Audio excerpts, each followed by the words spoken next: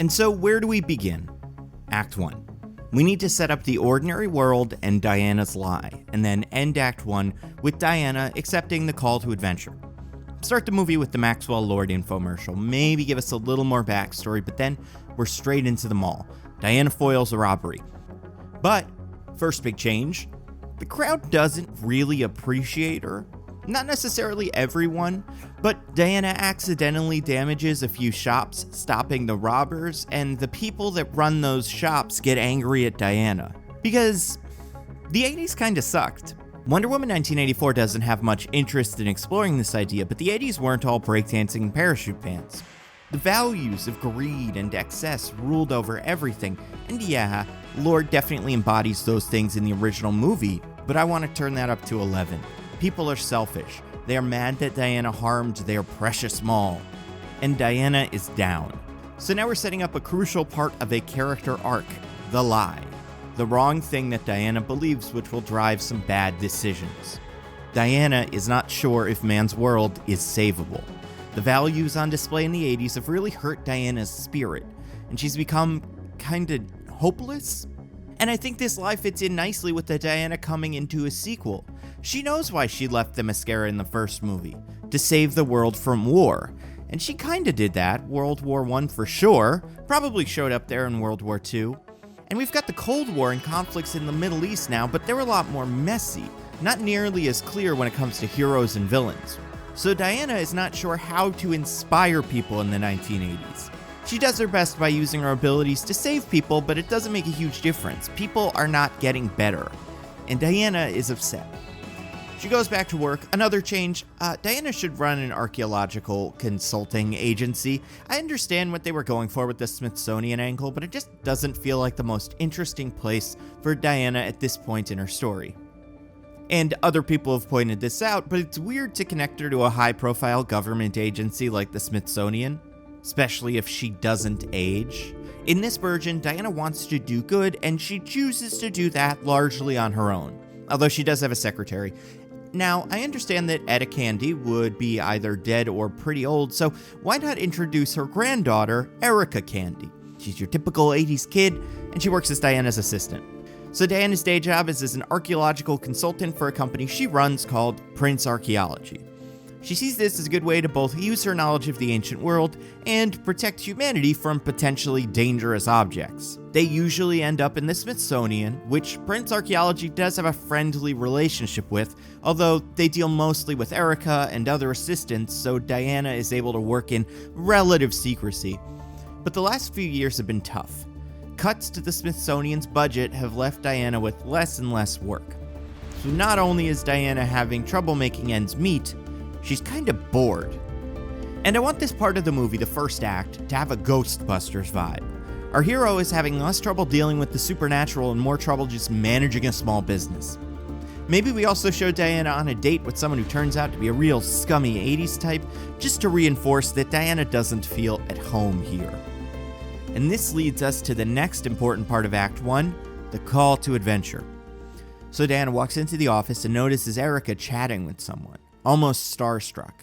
Diana continues into the office and is shocked to find Maxwell Lord, the guy from TV.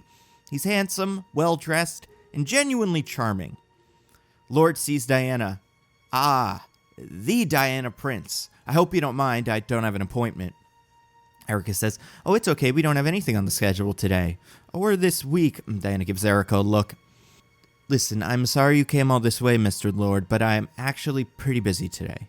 If you speak to Erica, I'm sure she can schedule some time in the next few weeks." Diana is not having it. She does not trust guys like Lord and does not want anything to do with them. "I'm sorry, Miss Prince, if I intruded." "Diana, what are you doing?" No, it's all right. I was in the neighborhood, figured I'd stop by. I can make a formal appointment." Lord begins to walk away. Erica says, "Diana?" Diana says, "I know men like this. We're not working with a slime ball like Lord." Erica says, "But he's got money. You should hear him out. His dig sounds cool." Diana says, "A dig?" "Yes, Miss Prince, a dig.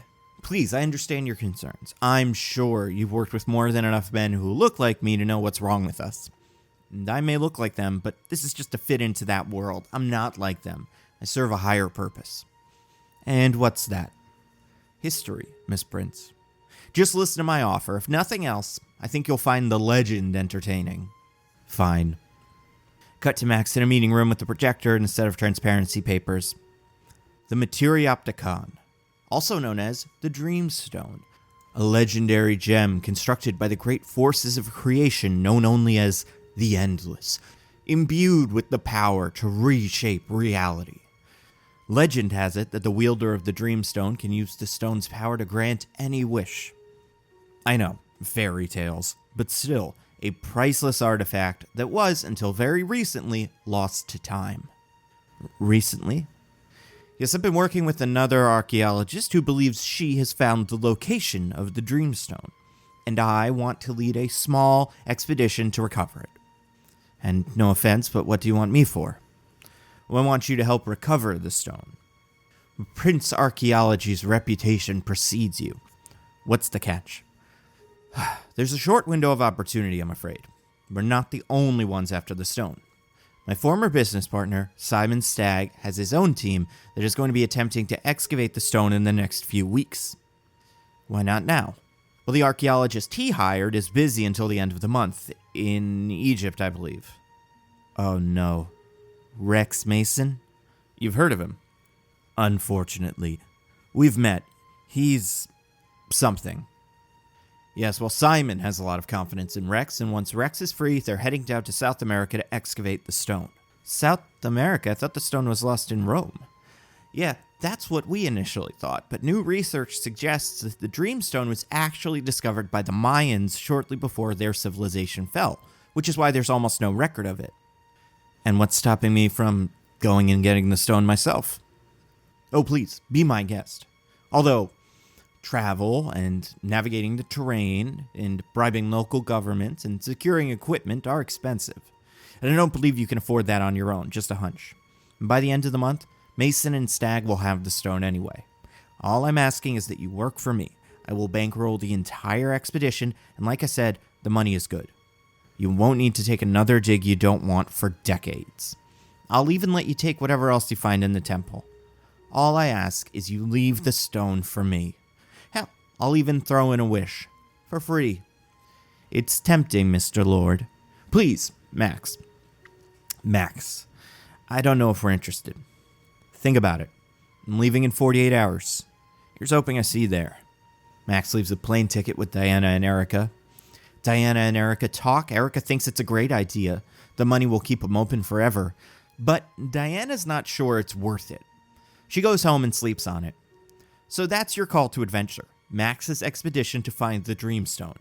And Diana's cynicism has led her to reject the call. Cynicism brought on by the lie that man's world is beyond saving. And she may not be wrong for rejecting the call, but she's kind of rejecting it for the wrong reasons. Next day, Diana goes to the Smithsonian Air and Space Museum, takes a look at some old exhibits about World War I planes. She takes a walk down to Pershing Park and eats some lunch. Let's make it a gyro for fun. Diana talks to herself, kind of. Asks Steve what she should do. Is this money worth working for someone like Lord? What's she even here to do anymore? And then a woman walks up to Diana. A redhead, dressed like a proper explorer. She addresses Diana. Miss Prince? Hello, how do I know you? My name is Barbara. Dr. Barbara Minerva. Nice to meet you, but I'm confused. Of course, he must not have told you I was coming. Lord? Yes, Mr. Lord told me to come see you, to talk. Of course he did. I'm sorry, I thought you knew. I don't want to impose. No, it's fine. How did you find me? Your assistant said you usually eat lunch here. It's a beautiful memorial. Do you know someone who fought in the war? Sort of. So you're an archaeologist, the one who found the Dreamstone. I'm a lot of things. Archaeologist, gemologist, Egyptologist, and yes, hopefully, the woman who found the Dreamstone. So you think it's real? Real like it can grant wishes? I doubt it. But the stone is something very valuable. Entire civilizations fought over it. So I think whatever it ends up being will be worth learning more about. Fair enough. Listen, Diana, I asked for you to join the expedition. I don't know you personally, but Prince Archaeology has been able to accomplish some amazing things. I want someone who I know cares about the work while I'm there. What about Lord? Oh, him? I've known a million Maxwell Lords. He's harmless. Well, okay, harmless isn't the right word, but Lord's another rich snob who wants a fancy piece for their collection and is willing to pay an insane amount of money to get it. We need people like that to fund these projects. So you hold your nose for a few weeks and then you're done. And honestly, out of all the Maxwell Lords I've worked with, this one is on the less skeevy side. Why do you think Lord wants the stone so badly? I'm 50-50 on that one. I think it's either because he thinks it has actual magical powers, or he only wants it because his ex-business partner wants it. And what do you think? About the Dreamstone? Do you believe the legends? I mean, I don't not believe them. Really, it doesn't make a difference to me. If the legend is what it takes to get a couple of multimillionaires to pay me to find it, then sure, why not? And I'm sure Lord told you who we're up against. Mason. Yeah, he's a real piece of work. So, on top of all that, I really want to scoop Rex Mason. Take this find away from him. I know Max wouldn't say it, but we need you on this one. The rest of the crew is fine, but they're inexperienced. I need someone who knows their way around an ancient ruin. And I think you're the one. I'll think about it. Plus, if the legends are true, you get to make a wish. There's got to be something you really want. Anyway, that's the pitch. Lord said he gave you the ticket. I hope to see you tomorrow. And Barbara leaves. Our first introduction to Barbara paints a very different character to the one from Wonder Woman 1984. This Barbara is more confident, more comfortable working in this world than Diana. And as much as I don't mind the nerd gets magic superpowers and turns into a cool villain trope, I don't think it makes for a particularly compelling antagonist. Those characters, your Catwoman, your Riddlers, your Poison Ivies, your Electros, your Killians, they aren't really that interesting. It's usually pretty shallow. I find Cheetah a much more interesting character if she seems like she has it all together and then loses it. Then I think her descent into villainy will make more sense. And as for casting, I don't think this version really gels with a Kristen Wiig type performance. Act 2 is going to draw inspiration from your Indiana Jones and, more recently, your Mummies. So I think someone like Marion Ravenwood or Evie O'Connell fits a little better here. Intelligent, capable, confident, maybe not as good of a hand-to-hand fighter as her counterpart, but still capable. So for casting, Barbara is traditionally British and redhead, so why not stick with that? I think that characterization fits with the kind of adventure movie we're going for. Maybe someone like Gemma Arterton, who's going to show up in The Kingsman. I'm not super picky about casting, honestly. And in this conversation, we see that Barbara and Diana get along, not just as friends, but as equals. And that's rare for Diana. Both incredibly driven archaeologists who are realistic about what they need to do to succeed. The big difference is, Barbara has already decided to work with Lord because she has something to prove. This is her discovery, and she is not going to let anyone take it from her, Rex Mason least of all. Diana just needs the money, but she could also use a vacation, and maybe this trip will renew her sense of adventure. So Diana goes home, looks at some bills, worries about her company and her future. She looks out a window and asks her mother, Hippolyta, what she should do next. Even more than Steve, Diana misses the wisdom of the Amazons. It's been something like 60 years since Diana was home. Diana doesn't even know if her mother's still alive. And that gives Diana an idea. If the wishing stone is real, maybe Diana can use it to see her family one more time. So okay, Diana has now accepted the call to adventure. Act 1 ends with Diana meeting Maxwell Lord and Barbara Minerva at the airport and going with them to Belize.